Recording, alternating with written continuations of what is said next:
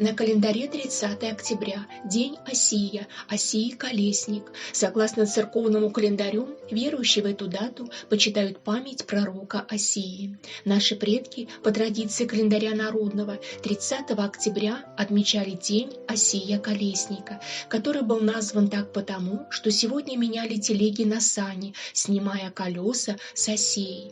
Мужчины обычно начинали сегодняшний день с приведения телеги в порядок. Они ее чинили, очищали от грязи, мазали дегтем, смолой, чтобы убрать в сарай до весны, а вместо нее достать сани.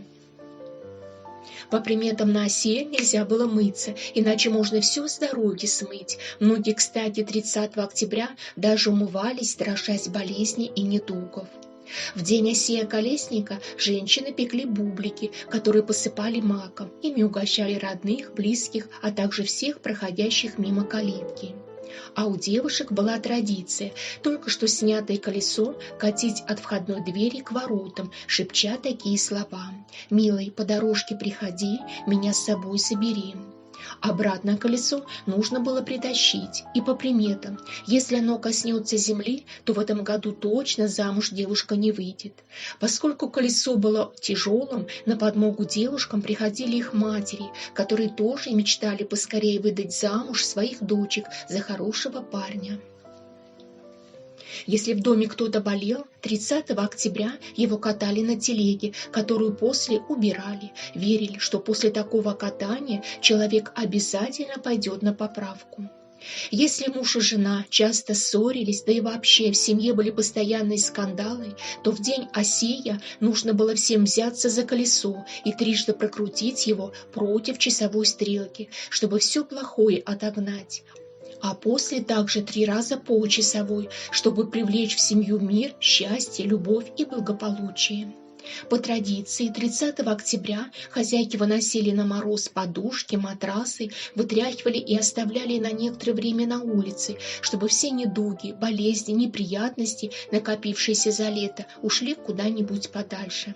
Старики в этот день прислушивались к звукам телег, проезжающим мимо их дома, чтобы по приметам выяснить, какая погода ожидается зимой. Так, если телеги скрипели, значит зима предстоит холодная. 30 октября было принято проводить ритуалы, обряды, читать заговоры от боли в суставах. Обряд, чтобы руки и ноги не болели. Для этого брали сухие листья мать и мачехи, заливали самогонкой, которая стояла в темном месте в течение 40 дней. Настаивали неделю в погребе, время от времени встряхивая емкость. В день Осия Колесника на процежную настойку говорили такие слова: «Ангелы добрые, ангелы светлые, помогите, мои руки-ноги от боли освободите, на небо все недуги поскорее унесите. Аминь». Готовой настойкой смазывали больные места. И о приметах погоды на 30 октября. Если солнце на заходе окружено черным или синим кругом, это примета приближающейся бури. Яркий месяц – ожидается теплый день, бледный месяц – сырой день, красный месяц – ветреный день будет. Если 30 октября колесо не хочет сниматься с оси, это примета, что тепло еще долго будет. Собака в день Осия воет, значит завтра будет сильный порывистый ветер.